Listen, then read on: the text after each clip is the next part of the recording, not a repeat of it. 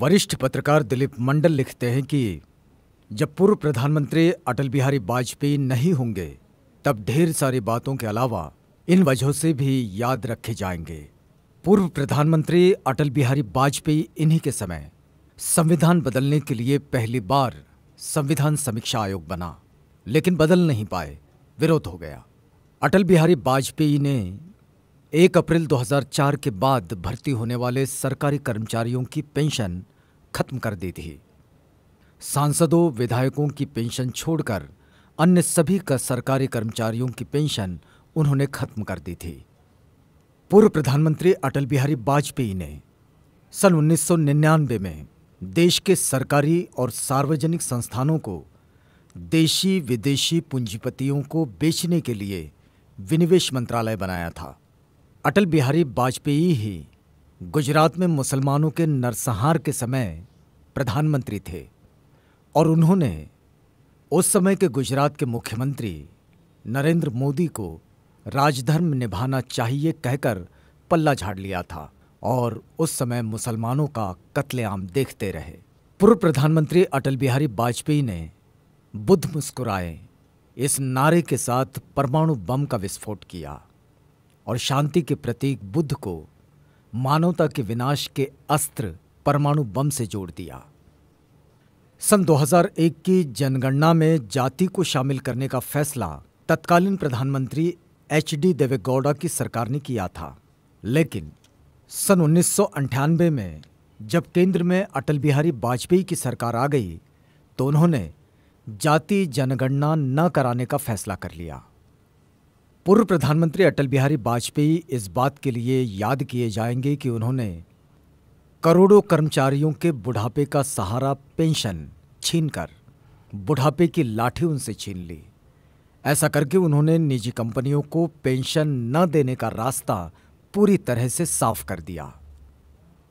पूर्व प्रधानमंत्री अटल बिहारी वाजपेयी ने जाति आधारित जनगणना को इसलिए रोका ताकि सच्चाई सामने न आए कि कैसे 16% से भी कम उच्च जातियों के लोग इस देश की अधिकांश संसाधनों और संपदा पर कब्जा किए हुए हैं। पूर्व प्रधानमंत्री अटल बिहारी वाजपेयी के समय भारत ने पाकिस्तान से पहली बार भारत की भूमि पर लड़ाई लड़ी। पाकिस्तानी पुरानी स्थिति में लौट गए तो उसे जीत बताया गया और सैकड़ों सैनिक शहीद हो गए। अब जरा उनके उदारतावाद की बात करते हैं। इसमें कोई संदेह नहीं कि पूर्व प्रधानमंत्री अटल बिहारी वाजपेयी एक उदार संघी, एक उदार ब्राह्मण और उदार द्विज थे, लेकिन आजीवन ब्राह्मण, द्विज और संघी बने रहे। अटल बिहारी वाजपेयी के ही समय में खूंखार आतंकवादियों को रिहा कराने के लिए केंद्रीय मंत्री कंधार तक गए थे।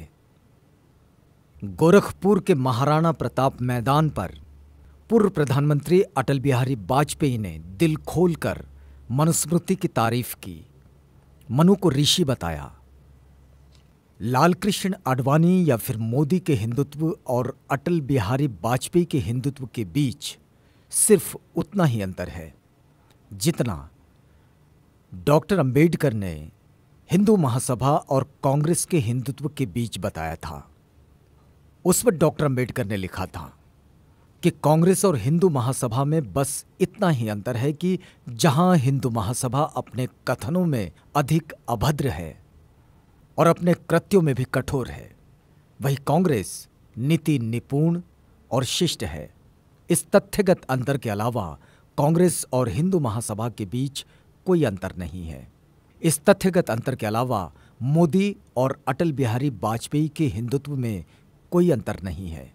पूर्व प्रधानमंत्री अटल बिहारी वाजपेयी के गुणों की चर्चा करने के साथ साथ ये भी बताया जाए कि उन्होंने कौन सा ऐसा कार्य किया जिससे व्यापक भारतीय जनमानस का भला हुआ। आपको याद दिलाएं कि जिस अरुण शौरी ने बाबा साहेब डॉक्टर अंबेडकर को अपमानित करने के लिए वर्शिपिंग फॉल्स गॉड ये किताब लिखी, उसे अटल बिहारी वाजपेयी ने सरकारी कंपनियों को बेचने वाले मंत्रालय यानी कि डिसइन्वेस्टमेंट डिपार्टमेंट का कैबिनेट मंत्री बना दिया। मुंबई के अंबेडकरवादियों ने शौरी के मुंह पर कालिख पोत दी थी। जिन सरकारी कंपनियों को शौरी ने बेच दिया, जाहिर है कि वहां का आरक्षण खत्म हो गया। कारपोरेट मीडिया और सवर्ण मानसिकता के लोग जीवन भर संघ और पूंजीपतियों के लिए समर्पित अटल बिहारी वाजपेयी को महानायक बनाकर प्रस्तुत कर रहे हैं। ये कोई आश्चर्य की बात नहीं है। इसी तरीके से इस देश में हजारों वर्षों से पुराण और महाकाव्य गढ़कर शूद्रों, अतिशूद्रों और महिलाओं के खिलाफ काम करने वालों को नायक, महानायक, यहाँ तक कि ईश्वर बनाकर प्रस्तुत किया गया। और ये सारे तबके ये मान भी बैठे। अटल बिहारी वाजपेयी की तरह धीरे धीरे दीनदयाल उपाध्याय को भी महानायक बनाया गया।